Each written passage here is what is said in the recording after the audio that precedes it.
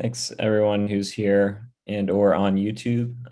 We're just going to give it probably 2 or 3 more minutes and then we'll get going.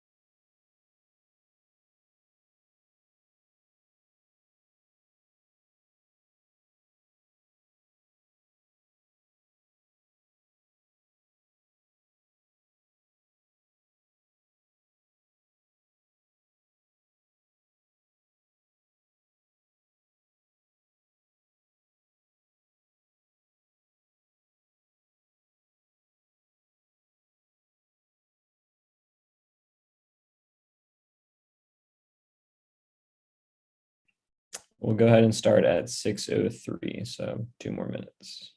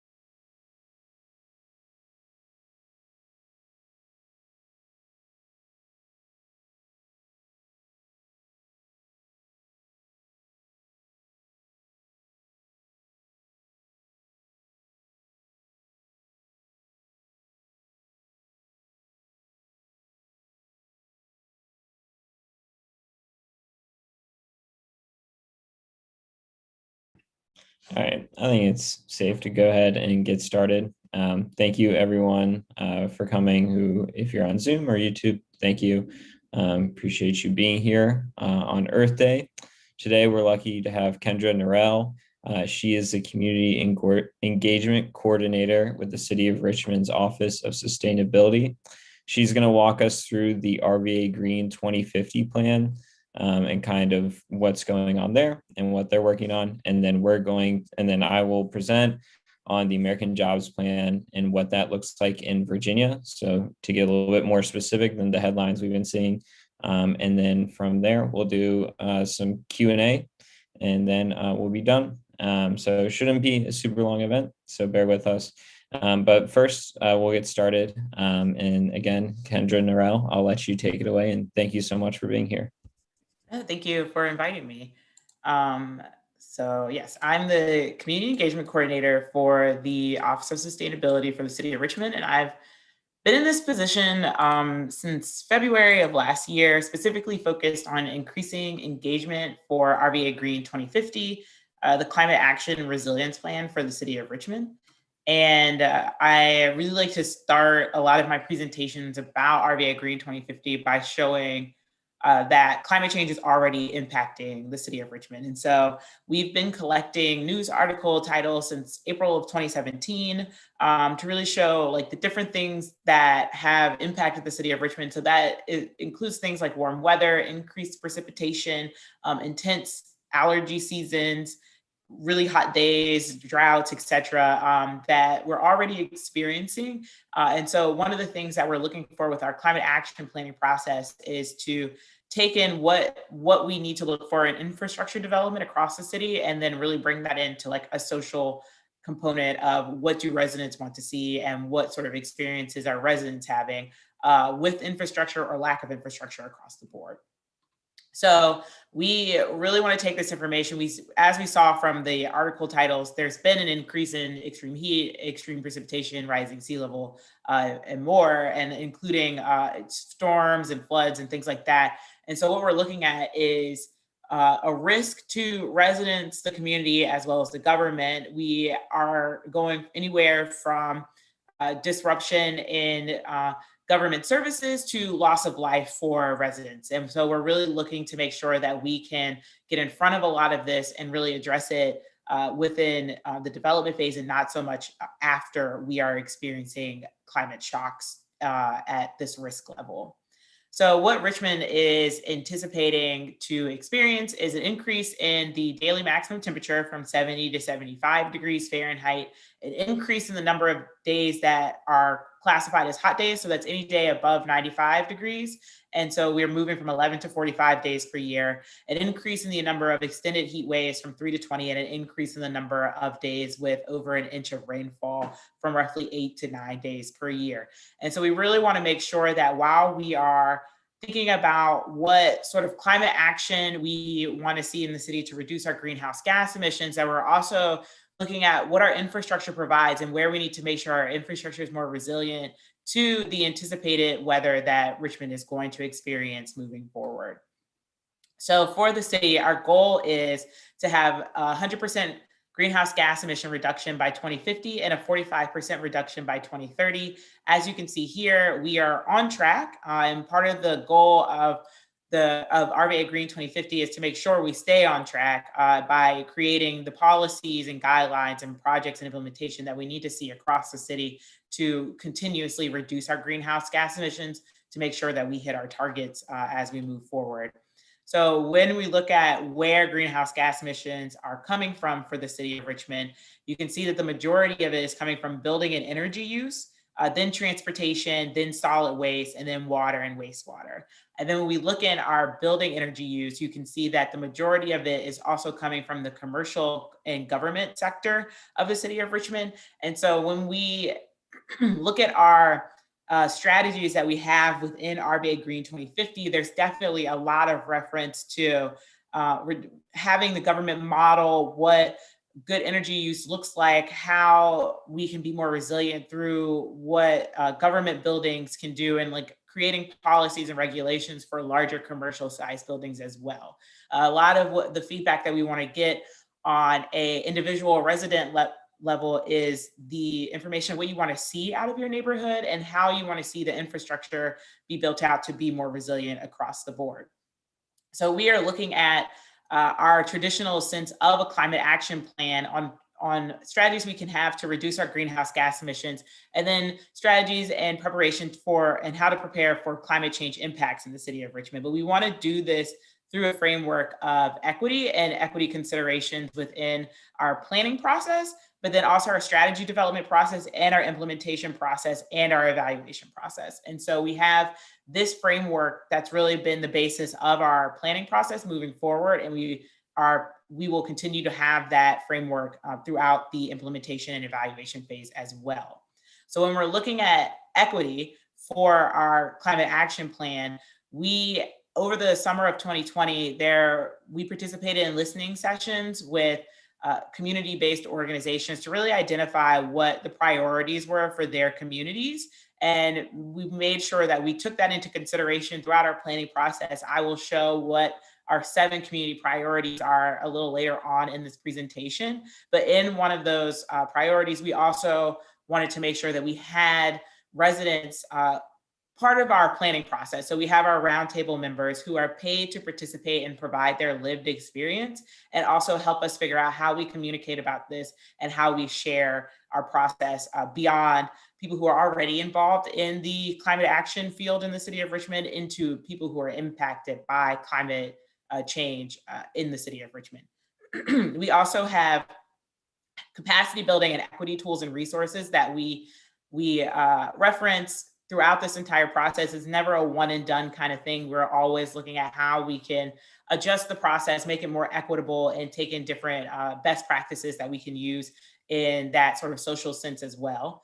And then for our climate action and climate resilience section, we have our working groups, and within our working groups, we have completed risk assessments and technical modeling to identify what best practices we need to use or we need to provide moving forward, and how we can make sure that we are addressing climate resilience and climate action throughout this process while centering the priorities of our communities.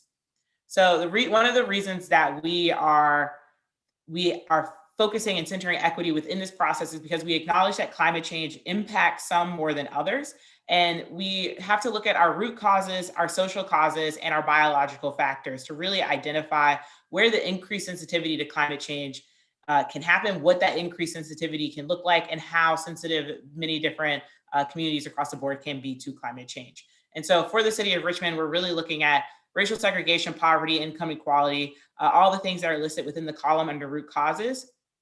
And then for social factors, I find this column to be particularly important because in the process of coming up with climate solution strategies, policies, we don't want to increase burden while trying to reduce greenhouse gas emissions throughout our community. So one of the things that I think really helps to show that is that we never want to ask someone who doesn't have access to reliable and affordable transportation and tell them that they need to drive less, but we have not provided public transportation, bike lanes, or sidewalks in their neighborhood. So really being able to identify where infrastructure development needs to happen to really increase our ability to reduce greenhouse gas emissions without just creating policies to reduce the greenhouse gas emissions. And so it really is a more holistic look on where we need to go to move forward so we can identify where our disproportionate climate impacts are hitting across the city, and what areas have less green space or less access to energy efficient housing, less access to public transportation, or living in places without air conditioning impacted by extreme storms or exposed to higher air pollution, because we know that those things make you're more vulnerable to climate change when you are experiencing those things. And those vulnerabilities in some cases may lead to death. And so being able to identify where infrastructure and other projects need to be placed throughout the city is really important for our goal of reducing greenhouse gas emission and increasing the quality of life for residents in the city of Richmond. So one of the things that we've done is create the Climate Equity Index. And so this is mapping out the vulnerability score across the board for the city of Richmond. So the darker the red, the higher the vulnerability score to climate change. And so you can see where in the city, we are trying to target a lot of our outreach and get a lot of feedback, because these are the communities that need to have that change in their community development, their infrastructure. And so being able to identify what they want to see, what their priorities are, how we can increase their quality of life throughout this process is really important to our planning process. So I mentioned before that we got our 7 community priorities. These are our 7 community priorities. We have racial equity and environmental justice, government accountability. So government accountability, we heard a lot that there's there are many projects that have happened in a lot of the communities have not been transparent in their process or how to join in or what their goals are. So we want to make sure that we're being transparent and making it clear how we can be held accountable to this process. For community wealth, there is a lot of feedback that one of the priorities was access to jobs, and having that access to jobs include jobs that provide living wage. And so while we're looking through this process, we're trying to see what strategies we can have that increase access to green jobs and making sure those jobs are also providing the wraparound services and technical skills needed to make the living wage associated with the employment itself. For housing and buildings, we mainly focus on how can we have affordable housing? And so within this process, we're looking to make sure that while we're greening neighborhoods and increasing access to a variety of things, that we're not unintentionally increasing housing prices as well. So we're really looking at how we can build out our strategies so that we aren't causing an increase or housing burden in the process of trying to reduce our greenhouse gas emissions and make the city more resilient. For neighborhoods, I mentioned before that there was a desire to see more green space, more sidewalks has been a really big call for a lot of our communities, and especially our communities on the south side. So we're really looking to identify ways that when we build out these sidewalks, how can we make sure the material we're using is more beneficial to climate resilience, and how we can make sure that those sidewalks don't just end at one street, but they continue on. So it's more connectivity within our transportation throughout the city.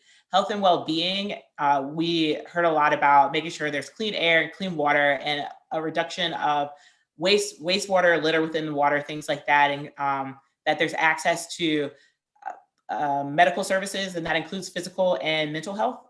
So really trying to bridge that gap as well. And then for engagement and communication, many projects have happened throughout the city that, I feel like one of the things we're working on is making sure that while we are creating our strategic communication plan, that we don't just have one communication plan, that there's a variety of communication plans that really resonate with different communities, because that is who we're trying to engage. And we don't want to engage just based off of one component of greenhouse gas emission reduction.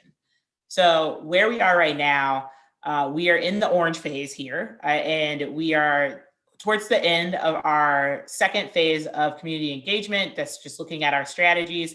And after this phase, we will take all of this community engagement feedback that we've gotten to really refine our strategies and start working on the framework and metrics for our strategies in preparation for our fall community engagement.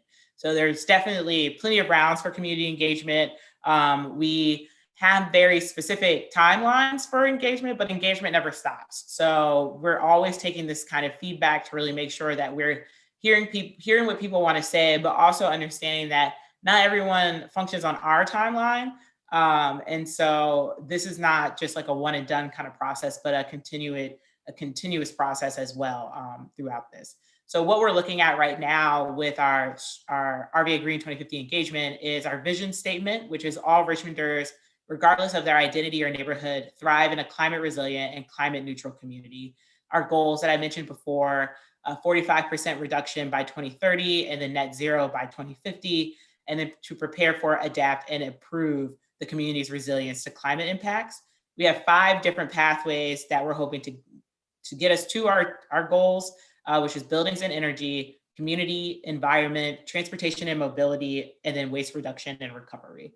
And we're hoping to honor these community priorities that I mentioned before throughout this entire process, so that we are increasing quality of life and not increasing burden with our climate action planning process. And so if you're asking why you should participate, we're really looking to make sure that the Office of Sustainability is not shaping Richmond's resiliency future, but that residents, businesses, and visitors are shaping it, and that the planning process is coming from what people want to see, as well as what best practices we can implement throughout this. And then using that feedback to really direct priorities for where our funding goes for project development, and making sure that we have multiple communities represented throughout this process, and not just a couple, a few, or one. So there's 3 different ways to participate. We have, if you want to go all in, you can read all our draft objectives and strategies. That document is available for public comment, and we would love that. If you want to take our survey, we have 2 options. There's a 30-minute survey or a 10-minute survey.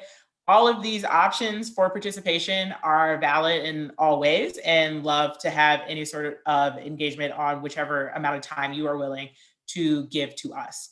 So you can find that at rvagreen2050.com/participate. And one of the things that we really want to make sure is that, respecting our community priorities and being transparent, this so far is where we've gotten our survey responses across the city of Richmond. And so the darker the blue, the more responses we have from that neighborhood. So if you look here and you don't see your neighborhood represented, we would love to get feedback in that sense.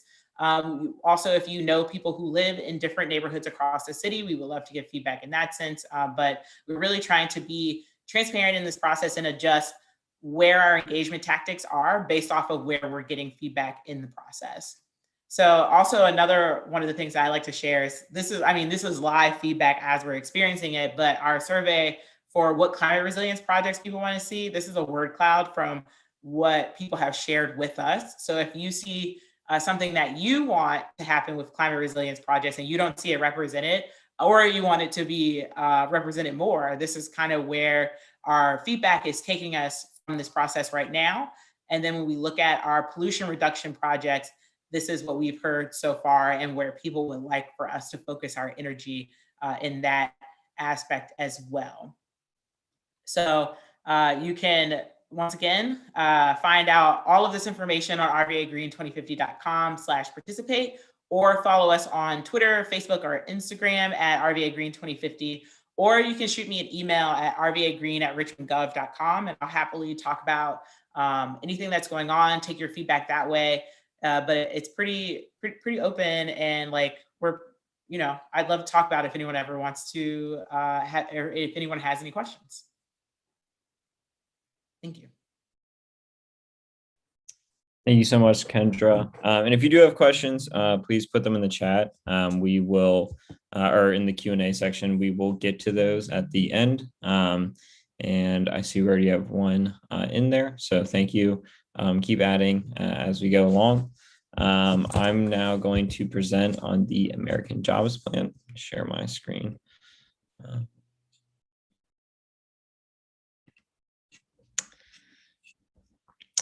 Okay. So as I mentioned, we're going to be talking about American Jobs Plan. What does it look like in Virginia? First and foremost, I want to just put a disclaimer out there that I am not an expert, and this plan is also still being made. There's still a lot of steps to be done, a lot of details to be ironed out, but we're going to share with you what we know so far.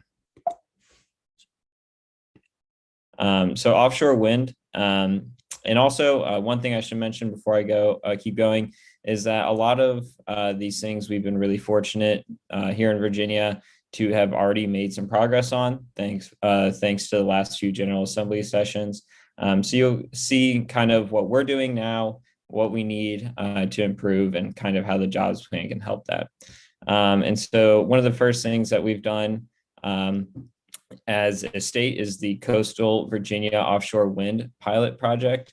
It was the first offshore wind project in federal waters, the second off the coast at all. It was established in 2020. Right now, it's generating 12 megawatts, which is enough for 3,000 homes. And by 2026, when it's at full capacity, it will be generating enough for 600,000 homes.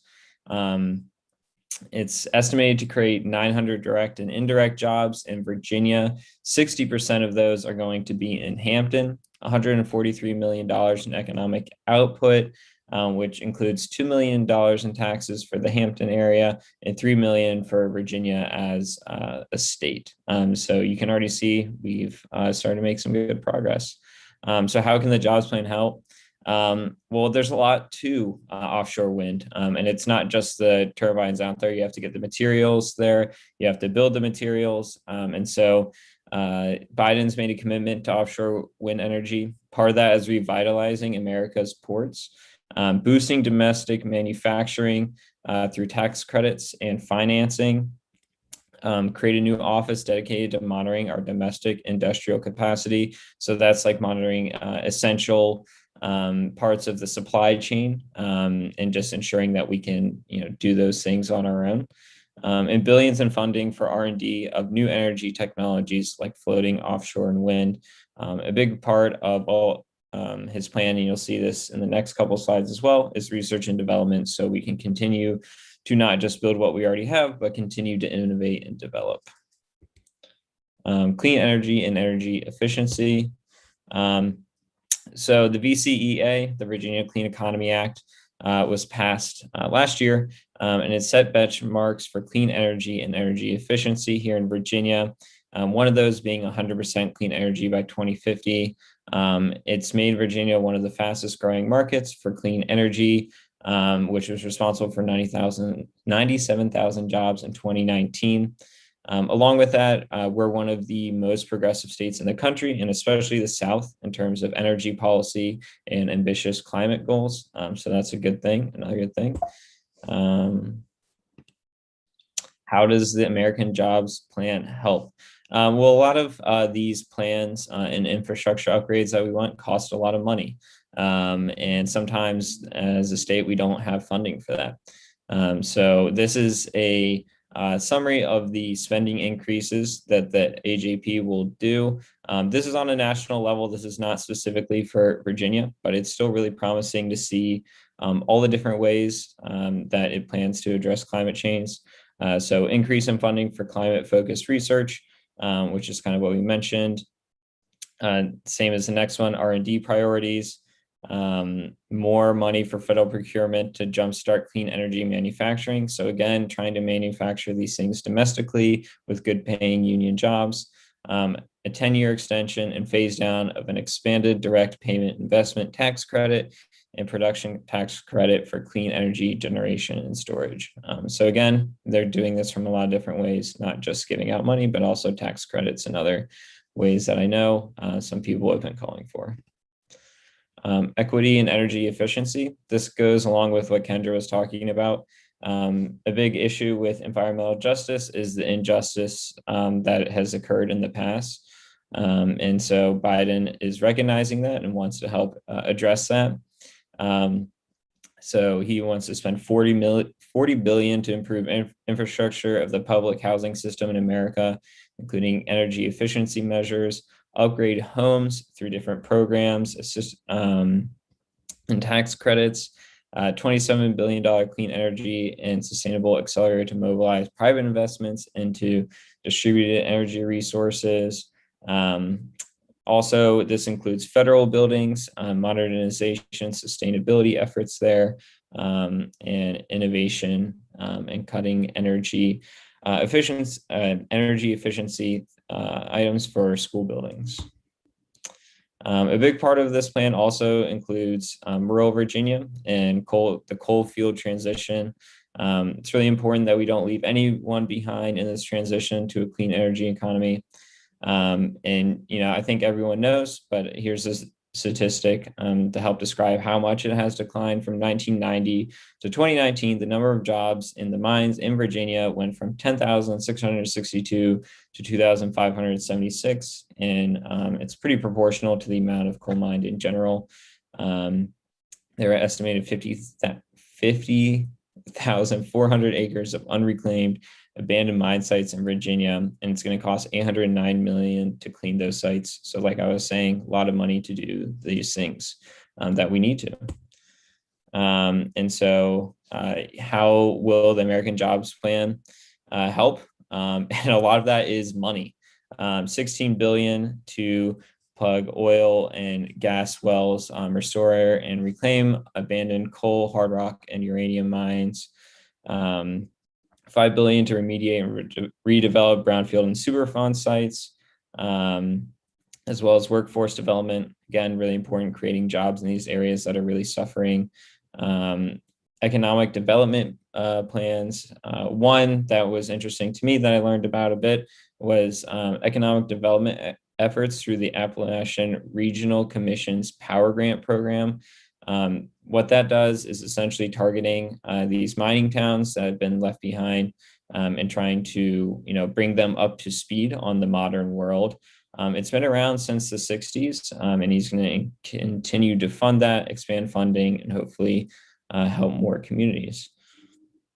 Retooling idled factories. And then the last point I mentioned briefly on the last slide, but it is important to say again, dedicated funding to support community-driven environmental justice efforts, such as capacity and project grants to address legacy pollution and the cumulative impacts experienced by frontline and fence line communities. Part of environmental injustice is the fact that when these companies and different groups want to build factories that produce damaging chemicals and creates, a lot of disease and cancers and things like that, those factories are put in low income and communities of color. and they've suffered greatly because of that. And so Biden wants to help address that, which is really good to see. There you go on. So transportation, this is a big part of his plan. So here in Virginia, we adopted the California Clean Cars Standard. Here in Virginia, carbon emissions from Virginia transportation sector makes up about half of our footprint, which is by far our largest contributor to global warming here. We've adopted the clean standard to hopefully increase sales of electric and low emission vehicles. But there's still a lot of work to be done. We set up infrastructure for rebates for those cars to make it more affordable, but it didn't get funding this year, unfortunately. So more work to be done there. The American Jobs Plan invests in clean cars. It's $174 billion towards clean cars. That includes tax incentives, grant and incentive programs, with a goal, or a big part of that is the infrastructure. So you have to have charging stations, and they have a goal of 500,000 car chargers by 2030. And then they also want to invest in public transit, 185 billion to that. And a lot of it's modernized and enhancing our existing infrastructure. The list is long, but that kind of encompasses most of it. There's repair backlogs. It's working on the Northeast corridor, including here in Virginia. And just, again, assuring opportunity, racial equity, environmental justice, and they emphasize as well as affordable access, which is really important. I like riding the train. It's great, but sometimes it's not affordable, and it needs to be affordable for everyone, so people can get around. Coastline protection. We have a lot of coastline here. 1/4 of the state is considered coastline. It's 8,950 square miles. 1,469 miles of road and property valued at 17.4 billion lie less than 5 feet above the high tide line in Virginia, which is pretty alarming. And if you add on top of hurricanes and other natural disasters, there's a lot of issues there. And then the last part here, in Virginia Beach, the cost of protecting the coastline is estimated to be 1.7 to 3.8 billion. And this is another issue. We don't have funding like that here domestically, just in Virginia. And so it's something that the American Jobs Plan can help with. It's going to safeguard critical infrastructure and services and defend vulnerable communities. It's going to be using FEMA's Building Resilience Infrastructure and Communities Program, HUD's Community Development Block Grant Program, new initiatives at the Department of Transportation, tax credits for low income and middle income and small businesses, for disaster resilience, for those who invest in disaster resilience, and also transition and relocation assistance to support community-led transitions for the most vulnerable tribal communities. And then the other aspect of this 50 billion is maximizing resiliency of land and water to protect communities and the environment. So protection from extreme wildfires, hurricanes, and other natural disasters, as well as harmful chemicals and things like that. Water quality issues in Virginia. There's a lot. So I learned this a couple of years ago. It's really alarming, that when there is heavy rainfall, it often sends untreated sewage into bay tributaries. A lot of urban centers around Virginia do that. It's called combined sewer overflow. It's an antiquated system that needs to be updated.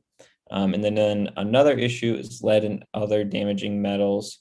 Something I learned recently is that Virginia has a high prevalence of potentially corrosive groundwater, which essentially means when it mixes with different metals like lead and copper, it has a propensity to extract those dangerous metals and be in our water, and that can have a really great impact on children in a variety of different ways. And there's also issue with these damaging metals among rural wells. How will the HAP help? Again, money. replace the nation's lead pipes. And it is committing $45 billion to do that, $56 billion to upgrade and modernize aging water systems and scaling up existing successful programs. And then $10 billion to monitor and remediate PFAS in drinking water and invest in rural small water systems and household well and wastewater systems, including drainage fields. And here in Virginia, we have started working on the PFAS issue, but again, it's just going to be great to have more funding from the American Jobs Plan so we can address these issues. And okay, that's everything I had. So we have a few questions here in the Q&A. And I think, Kendra, if you're there, this first one is for you. Have you noticed if the climate equity index aligns with historic redlining or the urban heat islands as recorded by Dr. Hoffman and Groundwork RVA? It does. It's pretty much in line with redlining and then annexation for the city. Awesome. And then from Lorraine Gunn or Lori, are strategies considered the same as plans? How are these plans to be implemented? I think a part of that question also is, when the plan is made, who is going to approve it and how is it going to get funded? So our plan, so RVA Green 2050 will be re-looked at every 5 years for implementation and making sure that it's relevant to what's happening. The implementation part of our plan, like our metrics and our framework, are in our next round of development over the summer. But when looking at funding right now, we're still we as the Office of Sustainability are not a line item in the budget, but funded through both DPW and DPU through the city. So looking at those two departments for our funding for implementation for RVA Green 2050. Awesome. All right. Well, that's all the questions I see in the chat. So again, thank you, Kendra. Look forward to continuing to hear about the Office of Sustainability's plans as you guys develop them over the next year or two. And I hope you guys enjoyed my brief presentation about the jobs plan. Again, hopefully as things develop, we can get an expert to talk to you guys about that. And then also, if you look in the chat, you can look at a link that was just put in there, mobilize.us/LCVBA for all of our upcoming events.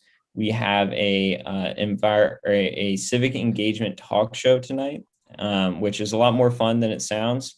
It's one of our awesome members here or employees. She's going to be one of her characters. It's going to be really engaging and entertaining. I'm excited. So check that out if you can. We're also encouraging everyone to write letters to Wegmans in support of the Brown Grove community in Hanover County.